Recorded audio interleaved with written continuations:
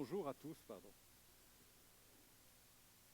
Quel plaisir de se retrouver et d'aborder aujourd'hui, sous le signe de la joie, la pire des 7 églises. Donc je me disais, merci pour l'introduction.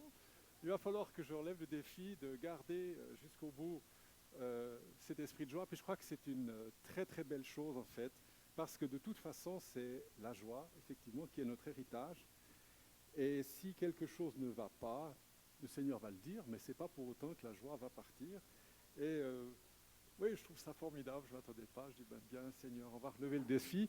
La 7e église que nous avons vue, donc, nous allons clore avec cela la première des 7 parties de l'Apocalypse, du livre de l'Apocalypse. Pour la suite, il faudra attendre un peu, parce qu'il y a un énorme travail pour ce qui vient après, mais je vous en parlerai encore une fois. Mais donc ce livre de la révélation de Jésus, et on va voir que c'est ça, l'Apocalypse, on a déjà vu, ce n'est pas autre chose que ça, c'est uniquement ça, c'est une révélation qui vient de Dieu pour nous, de Jésus-Christ, qui vient compléter la révélation, je dirais, pastorale, apostolique de Jésus-Christ. Il y a une révélation prophétique de Jésus-Christ aussi. Et nous avons vu, si vous vous rappelez au début, que l'édification des chrétiens, et on va voir ce que vous êtes et ce que nous sommes aujourd'hui, car si c'est une église malheureusement très en mauvais état, il y a les plus belles promesses et les plus belles révélations dans cette lettre. Et ce que nous sommes, nous allons donc le voir. Et j'ai perdu la phrase que j'ai voulu dire, c'est pas grave, on continue, ça reviendra plus tard. Donc cette église de Laodicée, la 7e, va clore la première partie des 7 parties de la révélation de Jésus-Christ. Oui, rappelez-vous, ça me revient, l'édification des chrétiens sur l'enseignement des apôtres et des prophètes. C'est Pierre, dans la 2e épître de Pierre, 2 Pierre 2,2, c'est facile à se rappeler, qui va affirmer que l'édification, nous faisons bien de nous concentrer aussi sur les prophéties. C'est véritablement un parent pauvre de l'Église, parce que c'est compliqué, les prophéties. Il faut savoir qu'au travers des siècles, ça ramène toujours à Israël, et Israël n'existait plus. Donc l'Église a fait que spiritualiser, elle ne savait pas très bien quoi faire avec les prophéties. Mais vous avez aussi dans la lettre aux Éphésiens, Paul qui dit la même chose, vous êtes bâtis et édifiés sur l'enseignement des apôtres et des prophètes. Alors aujourd'hui, on va aller dans l'enseignement des prophètes, car l'Apocalypse, c'est l'apôtre Jean qui la reçoit, mais là, c'est pas lui qui apporte un témoignage ou un enseignement, il le reçoit et il nous le transmet. Il agit là comme prophète. Comme toutes les églises que nous avons vues, pour ceux qui m'ont suivi, vous avez compris qu'il y a toujours un lien entre la ville laïque, on pourrait dire, dans laquelle se trouvent les églises auxquelles parle le Seigneur, et l'église. On comprend que les églises sont formées de chrétiens qui viennent d'une ville et qui devraient normalement, dans le meilleur des cas, passer par la conversion, la nouvelle naissance, une recréation, et ensuite apporter dans cette ville le royaume de Dieu. Et on comprend que malheureusement, la chair aidant, c'est souvent le contraire qui se fait. On apporte la mentalité de la ville dans l'église. Et au lieu d'amener le royaume de Dieu dans la ville, on amène la mentalité de la ville dans l'église. Et comme on est né là-dedans, comme on est pétri de ça, on ne se rend pas toujours compte. Et vous avez remarqué, presque le leitmotiv que vous trouvez dans toutes ces lettres, c'est l'appel du Seigneur à autre chose, à être autre chose. Le Seigneur n'a que nous pour le représenter. C'est le Dieu de l'univers et c'est l'Église, les croyants qui le représentent. Et le Seigneur a là son honneur sur nous. Et c'est pour ça qu'il intervient, qu'il corrige. Il ne faut pas oublier qu'on est à l'école dans cette vie ici-bas. Et nous allons voir aujourd'hui aussi ce qui va venir après, pour aussi que nous comprenions la raison de tous ces appels à l'effort, à continuer. Donc, Laodicée, si tu peux prendre le dia suivant. Voilà, 7e ville de l'Asie mineure, la province d'Anatolie. Et l'église tout en bas, en rouge, c'est ici que se situe la ville de Laodicée. Laodicée, en fait, veut dire « à ma femme Laodice ». C'est tout simplement quand le roi de Pergame, qui est le centre, Pergame était le centre, rappelez-vous l'église qui était à Pergame, le Saint-Esprit nous disait, c'est là que se trouve le trône du Satan. Et c'est Pergame qui règne, et Antiochos II, que vous avez ici sur une pièce de monnaie, était à ce moment-là, en moins 261, roi ou empereur à Pergame, plutôt roi. Et puis il s'est marié. Il a fait donc de grandes noces, et on a vu déjà avec l'église de Philadelphie, rappelez-vous le nom, c'était un autre roi qui célébrait la fidélité de son frère et qui a appelé la ville Philadelphie. Et ici, c'est Antiochos qui se marie et qui, pour célébrer et sceller ses noces, crée une ville et la nomme en l'honneur de son épouse Laodice. Laodice qui veut dire justice. Justice du peuple, exact. Oui. Donc, c'était à l'époque comme ça, hein, les maîtres, les dominants faisaient des villes. Et puis, en fonction, mon premier fils, Paul, on va faire une ville qui s'appelle Paul. En fait, tout tournait autour d'eux. Ce n'est pas du tout comme ça que les choses se passent aujourd'hui. Mais donc, il a nommé cette ville Laodice du nom de son épouse. Maintenant, il y a une histoire, il y a une chanson qui dit « Les histoires d'amour finissent mal en général ». Vous connaissez, hein? Et c'est ce qui s'est passé aussi ici. Avec le temps donc ils ont eu quand même, il faut le dire, Laodice et Antiochus ont eu 3 ou 4 enfants, dont un enfant qui s'appelle Séleucos, on trouve le nom ici, je l'ai mis là.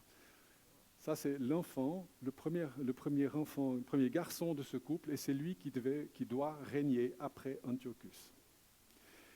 Et ce qui se passe, c'est que le temps fait que, pour des raisons militaires, Antiochus doit sceller une alliance avec l'Égypte, et cela se fait, pour le faire, il doit marier la fille du pharaon, qui s'appelle Bérénice de Syra. Alors bon, c'est la politique, c'est l'Empire romain, on divorce. Il répudie Laodice, et il épouse, Antiochus donc, épouse Bérénice de Syra. Et Laodice va se retirer à Éphèse. Mais elle va garder une grande amertume. Voilà que pour la politique, pour les affaires, le mariage, l'alliance est brisée. Et ensuite, une autre femme intervient et il y aura des enfants avec Bérénice de Syra aussi.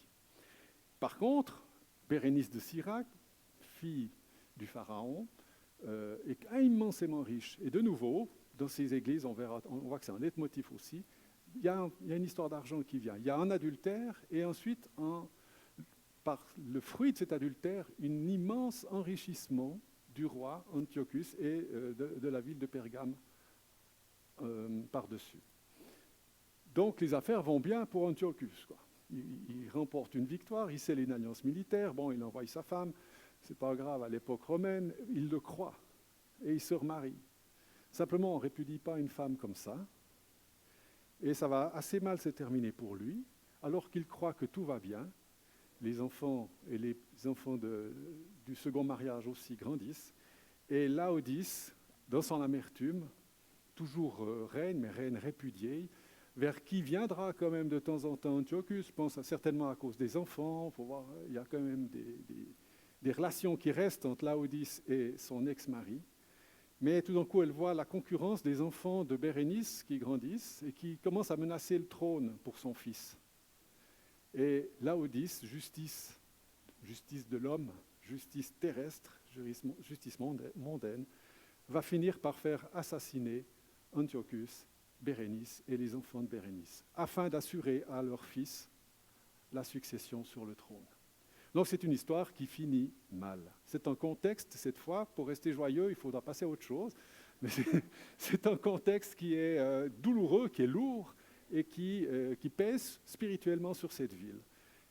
Et 3 siècles plus tard, le Seigneur appelle des gens de cette ville à bâtir une église. Et évidemment, que cet arrière-plan-là, on va le retrouver. Et donc on garde en mémoire cette histoire, qui est l'inverse, on pourrait dire, de l'histoire de Philadelphie, qui est là une histoire de loyauté et de fidélité.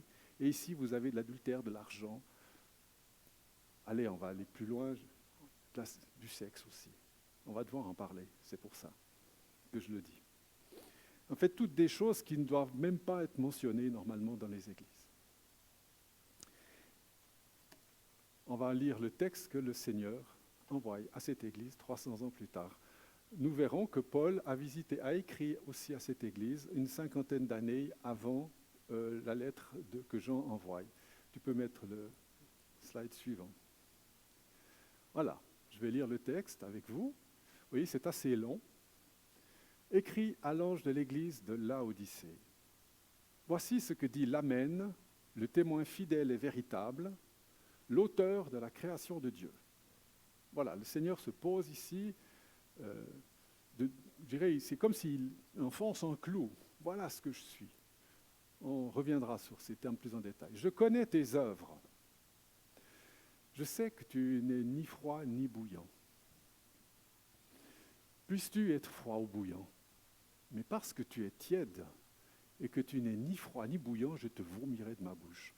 On croirait entendre Laodice qui dit ça en face à son mari quand il vient la trouver, alors qu'il est marié avec l'autre, Bérénice de Syra.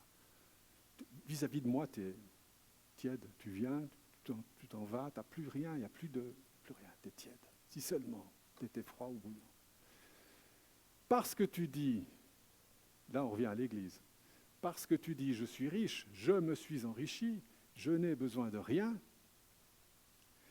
et que tu ne sais pas que tu es malheureux, misérable, pauvre, aveugle et nu, je te conseille d'acheter de moi de l'or éprouvé au feu afin que tu deviennes riche, des vêtements blancs afin que tu sois vêtu et que la honte de ta nudité ne se voie plus, et un collier pour oindre tes yeux afin que tu voies. Moi, dit le Seigneur, je reprends et je corrige ceux que j'aime. Aie donc du zèle et repens-toi. Moi, je me tiens à la porte et je frappe. Si quelqu'un entend ma voix et ouvre la porte, j'entrerai chez lui, je souperai avec lui et lui avec moi. Celui qui vaincra, je le ferai asseoir avec moi sur mon trône, comme moi j'ai vaincu et je me suis assis avec mon Père sur son trône. Que celui qui a des oreilles entende ce que l'Esprit dit aux églises. Voilà, vous comprendrez qu'on va reprendre un petit peu les choses, un peu en détail pour éclaircir un petit peu tout ça. Tu peux prendre la suivante, s'il te plaît. Voilà. La première partie, Jésus se présente. Voici ce que dit l'Amen. Voici ce que dit celui qui a l'approbation de Dieu. Amen, on est d'accord, on le dit souvent, Amen. Voilà, je suis l'Amen, dit Jésus, de la part de Dieu. En moi, tu as l'Amen de Dieu. Alors voilà ce que je suis. Le Seigneur vient planter en clou. Le témoin fidèle, c'est moi, dira Jésus. Et je suis l'auteur de la création de Dieu. Je suis l'auteur si vous prenez la Genèse, au chapitre 1, et Dieu dit qu'il y ait des cieux, qu'il y ait la terre, qu'il y ait les cieux, qu'il y ait la lumière, qu'il y ait des ténèbres. Dieu dit, et il en fut ainsi. Jésus-Christ est la parole de Dieu, l'auteur de la création, l'auteur des animaux, l'auteur des hommes, l'auteur des églises. Donc il revendique sa position pour se mettre face à quelqu'un à qui il a des reproches à faire. Ensuite, on a vu, je connais tes œuvres, donc rien n'est caché à Dieu, et je sais que tu n'es ni froid ni bouillant. Tu es indifférent.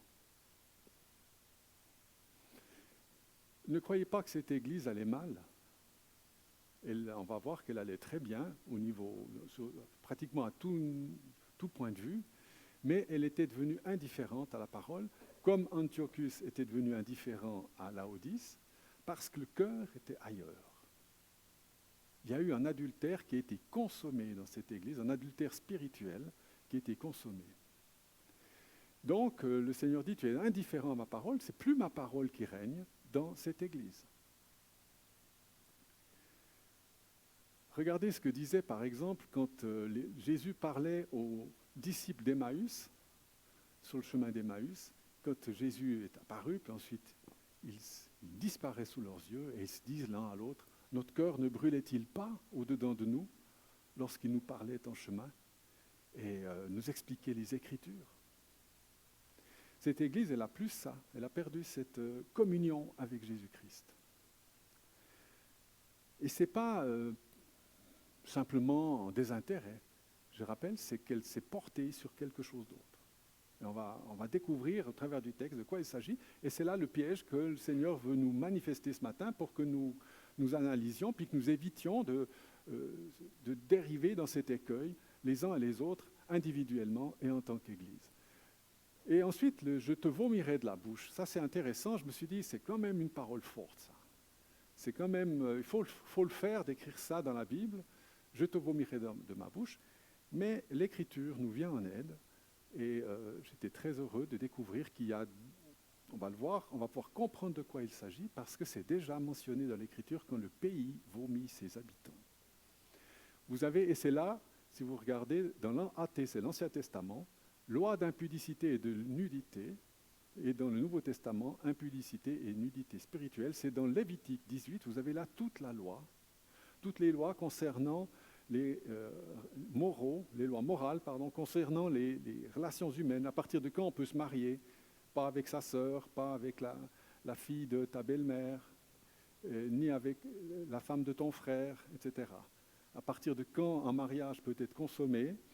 C'est là aussi que vous avez les lois sur les relations pas adultères, mais l'homosexualité entre les femmes, femmes avec femmes, hommes avec hommes, qui sont condamnés à ce moment-là, et aussi les hommes avec les animaux. Et toutes ces dérives sexuelles ont fait que les habitants du pays de Canaan ont été vomis par le pays de Canaan. Vous voyez? J'ai repris un petit peu. Le pays de Canaan a été souillé et je le punirai pour son iniquité.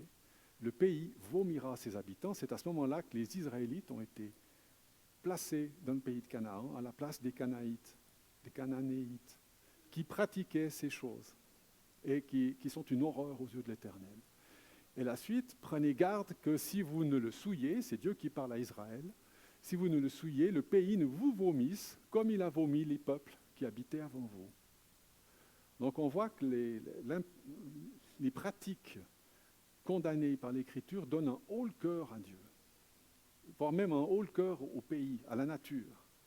Quand on parle de pratiques contre nature, on voit ici que ça va loin. Ça donne le haut-le-cœur. Donc le Seigneur doit intervenir parce que, regardez dans le Nouveau Testament, Paul en parle aussi.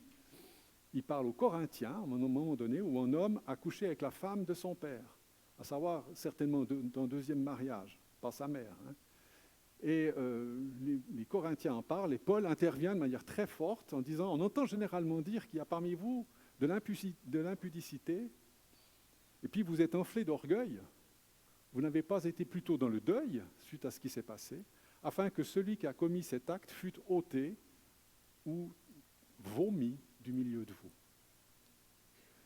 Donc Paul vient mettre là en parallèle et vient affirmer cette loi dans le Nouveau Testament. Il y a des pratiques qui ne doivent pas être tolérées, que le Seigneur ne tolère pas.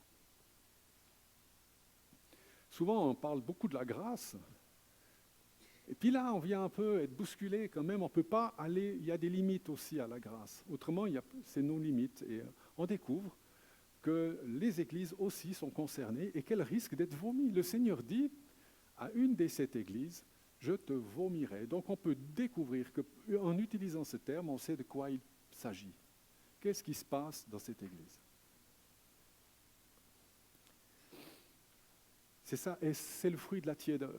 Quand on est dans ces choses-là, on ne peut pas rester brûlant pour le Seigneur. Et la conséquence, c'est une espèce de tiédeur où on accepte tout est bon, tout est OK. Et on va voir aussi que l'argent arrivant, on va créer des alliances bancales.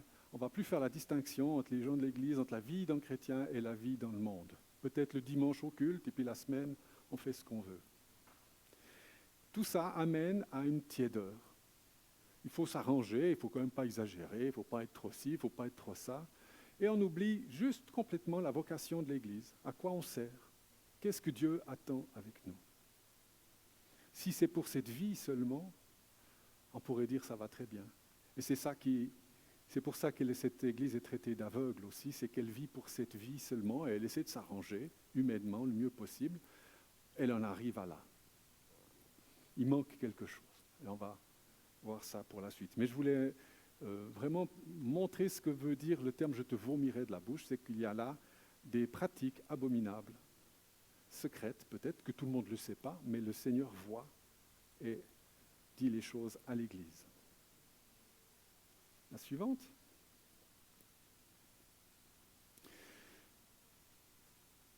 Ensuite, le Seigneur va lui parler de ce qu'elle dit, il va lui rappeler ce qu'elle proclame elle-même de sa propre bouche. Parce que tu dis, je te prends dans tes propres mots, je suis riche, je me suis enrichi, je n'ai besoin de rien. Cette Église, elle a besoin d'être enrichie, mais elle croit s'être enrichie elle-même. Regardez,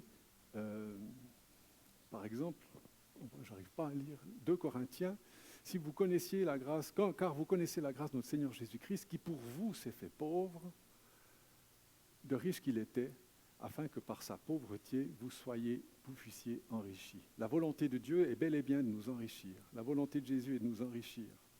On n'est pas appelé à rester pauvre, mais attention, c'est lui qui doit nous enrichir. On va regarder de quoi il s'agit. De même, Paul va parler, j'ai trouvé, il parle de la Odyssée, dans la lettre aux Colossiens. Je veux en effet que vous sachiez combien grand est le combat que je soutiens pour vous, et pour ceux qui sont à la Odyssée, et pour tous ceux qui n'ont pas vu mon visage en la chair, afin qu'ils aient le cœur rempli de consolation, on pourrait dire de joie, et qu'ils soient unis dans l'amour, la charité, et enrichis d'une pleine intelligence pour connaître le mystère de Dieu, à savoir Christ. Le mystère de Dieu, à savoir Christ, mystère dans lesquels sont cachés tous les trésors de la sagesse et de la connaissance. Le mystère de Dieu, à savoir Christ, il nous est dévoilé dans le livre du dévoilement qui s'appelle l'Apocalypse aussi. Être enrichi du mystère de Dieu. Alors vous allez dire, oui, c'est bien tout ça, c'est intellectuel, mais on aimerait bien aussi avoir un peu plus de moyens financiers. Mais la bénédiction, si vous êtes enrichi par Christ, je plaide un peu pour ma cause, mais dans le livre de l'Apocalypse, vous avez une bénédiction pour le lecteur au premier chapitre, une bénédiction pour le lecteur au dernier chapitre. Vous êtes bénis de la part de Dieu si vous écoutez et recevez la révélation de ce mystère. La bénédiction vient par ce canal. Il faut trouver comment nous positionner juste devant Dieu et ne pas choisir et rejeter certaines choses. Il faut avoir des fois du courage. La suivante.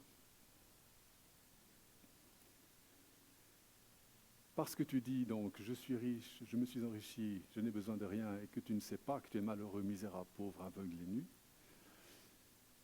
Je me suis dit, ça commence à venir lourd. On a reçu la présidence qui nous disait d'être joyeux. Je me suis dit, et j'ai eu raison, il faut quand même que je mette ici une partie de l'Apocalypse, un peu plus loin. On est aussi au chapitre 21, et vous avez ce que nous sommes, frères et sœurs, devant Dieu. Vous avez ici ce que Dieu va faire de nous, ce que Dieu est en train de faire de nous jour après jour ici-bas. Mais dans l'esprit.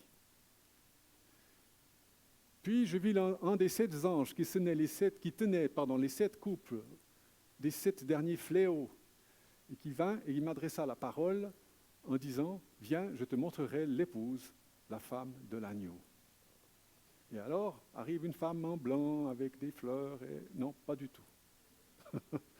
Et il me transporta en esprit sur une grande et haute montagne. Je veux retenir le « en esprit ».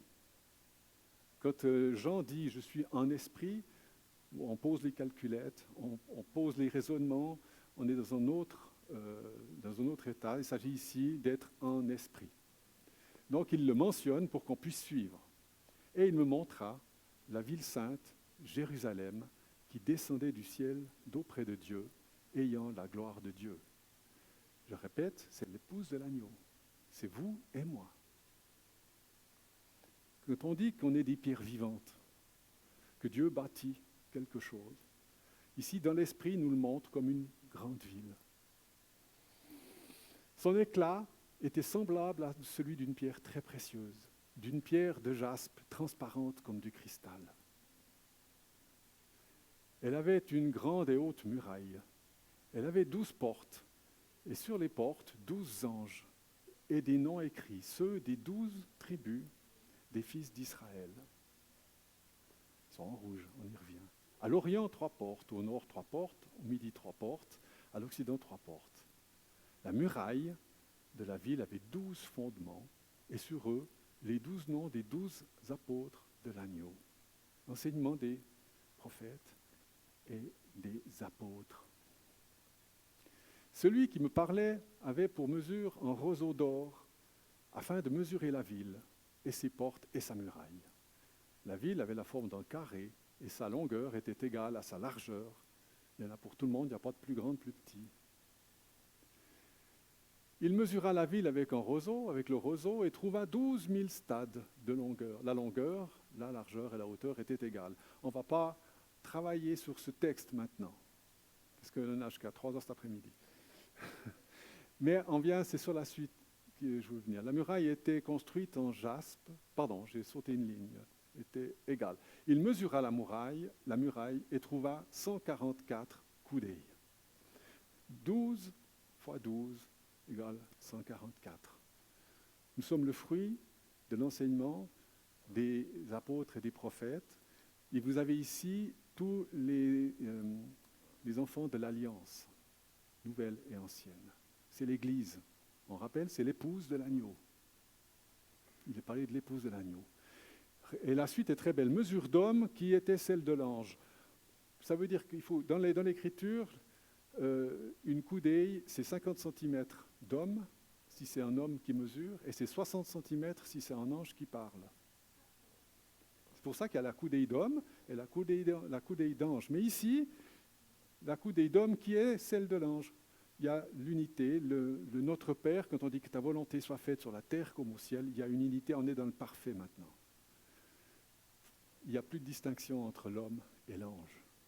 La muraille était construite en jaspe, et la ville était d'or pur, semblable à du verre pur. Les fondements de la muraille étaient ornés de pierres précieuses, de toutes espèces. Le premier fondement était de jaspe, le second de saphir, le troisième de chalcédoine, le quatrième d'émeraude, le cinquième de sardonyx, le sixième de sardoine, le septième de chrysolite, le huitième de béryl, le neuvième de topaze, le dixième de chrysoprase, le onzième de hyacinthe, le 12e d'améthyste.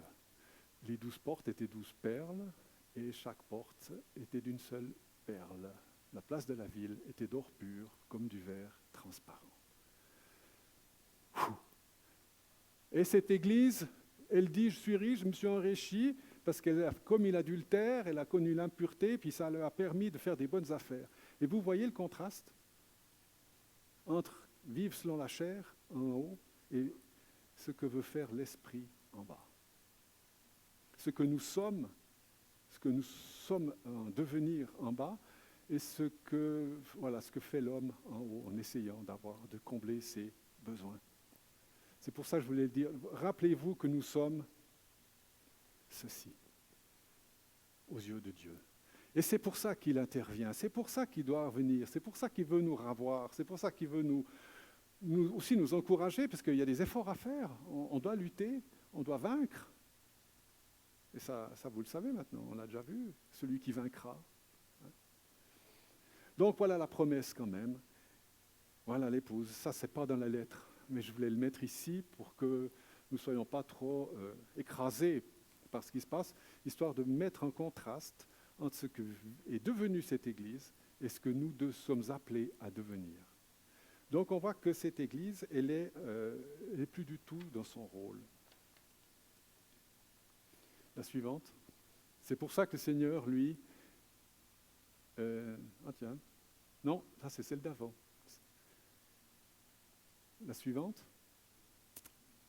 Voilà. Là, tu en as sauté 2. Voilà.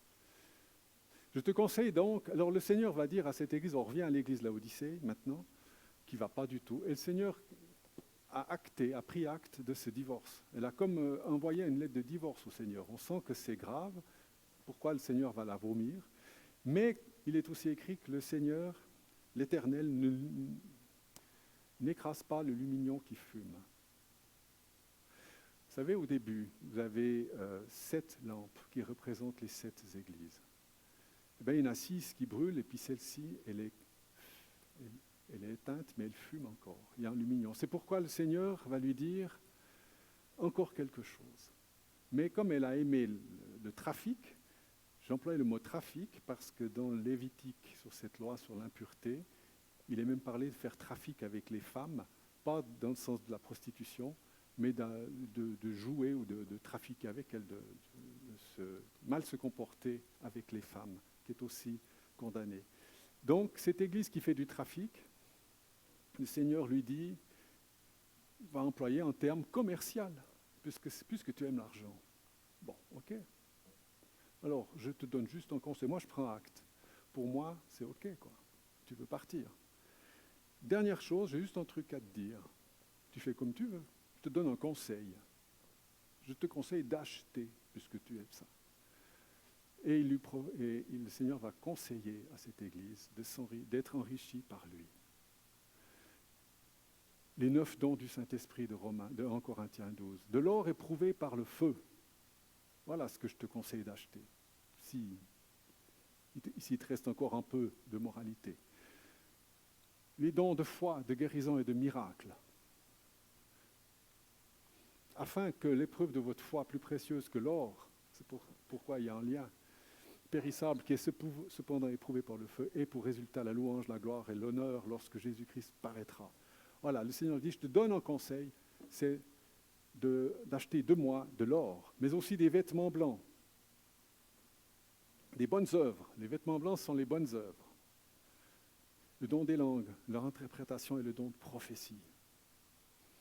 Il leur a été donné de se revêtir de lin fin, éclatant et pur, car le lin, ce sont les œuvres justes des saints, afin que ta nudité ne se voie pas, que tu t'habilles du Saint-Esprit, que tu aies des paroles qui soient des paroles de prophétie et non pas des paroles de commerce et de tromperie, que tu aies le don des langues pour parler, annoncer l'Évangile plutôt que de chanter ou je ne sais pas quoi, de faire n'importe quoi, et de savoir aussi interpréter. Voilà la richesse que Dieu veut donner dans cette Église. En haut, j'ai été un peu vite, je reviens, don de foi. Avoir la foi, soit enrichi de la foi, avec le don des guérisons et le don de faire des miracles, qui sont des dons du Saint-Esprit. Voilà ce que le Seigneur veut voir dans son Église. Il s'en fiche si l'Église est riche ou pas, financièrement. Tant mieux si elle est riche. Mais lui, ce qu'il veut voir, c'est sa richesse à lui. On a vu ce que nous sommes, ces pierres précieuses. Il faut changer la mentalité.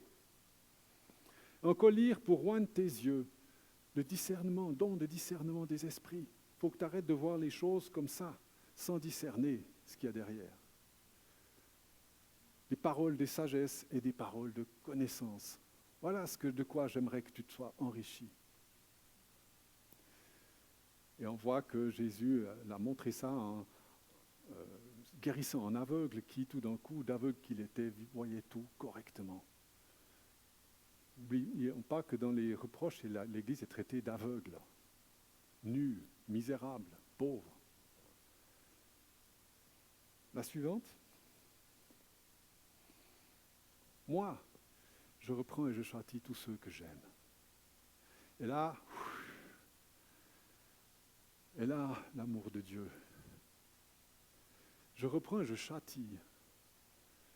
Aujourd'hui, on dit que c'est pas bon de châtier les enfants. Ok, mais le Seigneur, lui, il reprend et il châtie ceux qu'il aime. Bon, vous sentez que là, il y a de l'amour. Tout d'un coup, au début, rappelez-vous, il y avait de la tiédeur. Et puis Dieu se manifeste en disant, moi, je t'aime.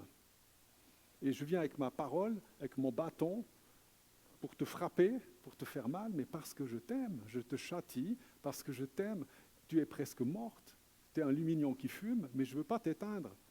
Je suis prêt à souffler de nouveau mon esprit pour que la flamme reparte, si tu veux. C'est pourquoi il dira, et donc du zèle, qui est l'inverse de la tiédeur et de l'indifférence. Reviens, repassionne-toi.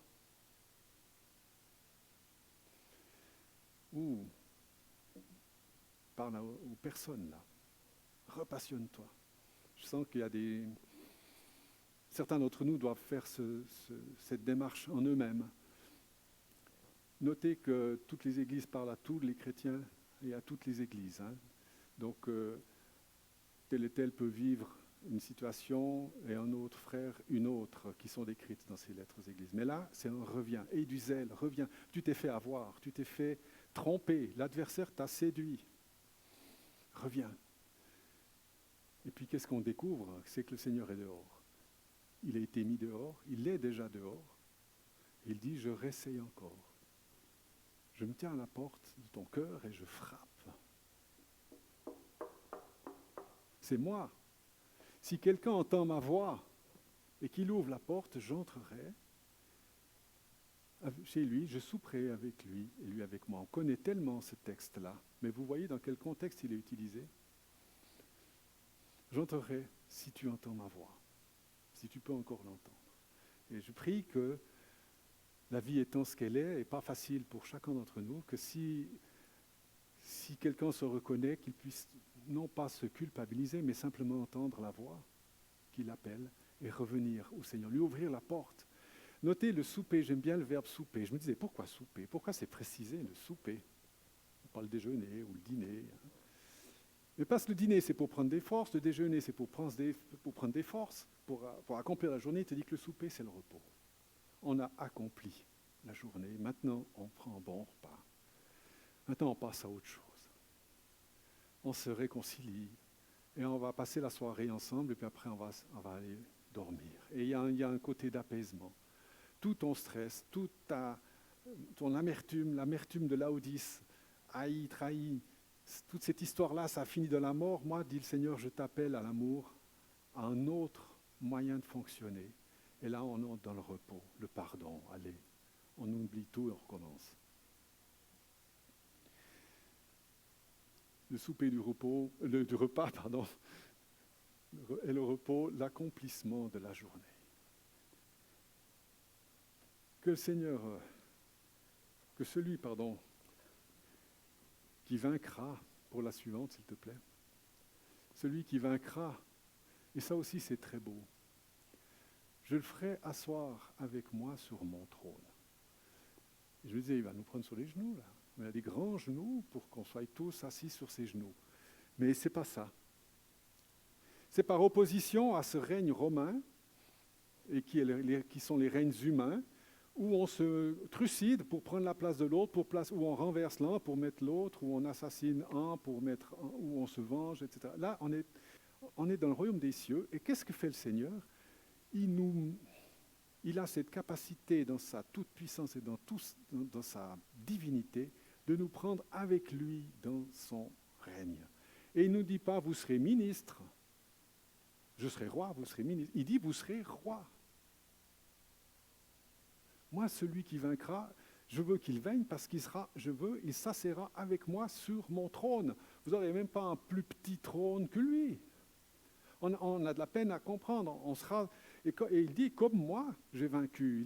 Il a traversé ces épreuves-là, Jésus. Lui aussi, c'est pour ça qu'il nous parle. Il dit, moi aussi, j'ai vaincu et je suis assis avec mon Père sur son trône. On le verra au chapitre suivant.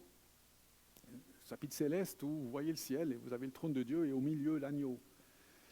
Donc, les plus grandes promesses sont là. Frères et sœurs, ces choses viennent. Pour l'instant, c'est théorique. Mais ces choses viennent. Nous savons que nous sommes beaucoup plus proches de ces choses qu'au début de l'Évangile, au début du christianisme. Ce qui est aujourd'hui une prédication, bientôt sera une réalité. Nous le verrons de nos yeux. Si nous dormons, à ce moment-là, Dieu nous réveillera. Mais c'est bientôt, c'est là. Et je rappelle cette épouse, ce que nous sommes, ces promesses extraordinaires, le règne. Le règne est pour nous. Donc le Seigneur va préparer. Vous savez qu'à la cour d'Angleterre, ce n'est pas du jour au lendemain qu'on devient roi ou reine. Il y avait hier encore, je pense à ça maintenant, je n'ai pas prévu, parce qu'il y avait une émission hier soir sur la couronne d'Angleterre, on l'a regardée avec ma femme, et on voit que certains passent toute leur vie à préparer le règne, à savoir se tenir, à savoir être diplomate, à savoir diriger, à savoir commander, à apprendre la justice, à apprendre l'obéissance, à apprendre l'humilité. Jésus a dû apprendre l'humilité avant de prendre le règne. Et quelle humilité, traité comme il a été. Donc, ce que je veux dire par là, ne vous étonnez pas des épreuves qui sont sur vous. Ce n'est pas que Dieu vous rejette ou que ça ne marche pas. Moi, il y a une chose qui m'attriste par-dessus tout, c'est quand un homme abandonne la foi en me disant « de toute façon, ça ne marche pas ». Le christianisme, ça je l'ai entendu, ça m'a blessé. Le christianisme, ça ne marche pas. Et je disais « mais comment ça ne marche pas ?» Je dis « ben oui, on nous dit « viens à Jésus, c'est génial, tout ça, le Seigneur va te bénir, et puis ci, et puis ça, et puis non, ça... » Je dis « ben oui, évidemment, parce qu'il y a un travail, il y a une préparation, tu es à l'école. » L'enseignement prophétique nous donne de la puissance dans notre cheminement pour voir où on va. Je ne veux pas anticiper sur la prochaine prédication, mais le prophétisme est une particularité que seul possède le christianisme et le judaïsme. Notre foi est la seule qui a des visions pour le futur. Dans la révélation dans la Bible, vous n'avez pas d'autres religions où on va vous parler d'un règne à venir, d'un roi qui vient, avec des prophéties qui sont réalisables, dont le plus de 90% se sont réalisées historiquement et sont mesurées. Donc, nous avons la certitude que les choses viennent, que le jour vient, que le Seigneur vient. Et nos épreuves, nos difficultés, eh bien, nous devons les vaincre. Nous devons les vaincre. À celui qui vaincra, je le ferai asseoir avec moi sur mon trône. C'est pourquoi il est parlé à cette Église de vaincre sa léthargie. D'autres doivent vaincre leur peur. Si tu mets la suivante, j'ai mis ici un petit résumé. Vous avez là, chaque Église a une victoire à remporter.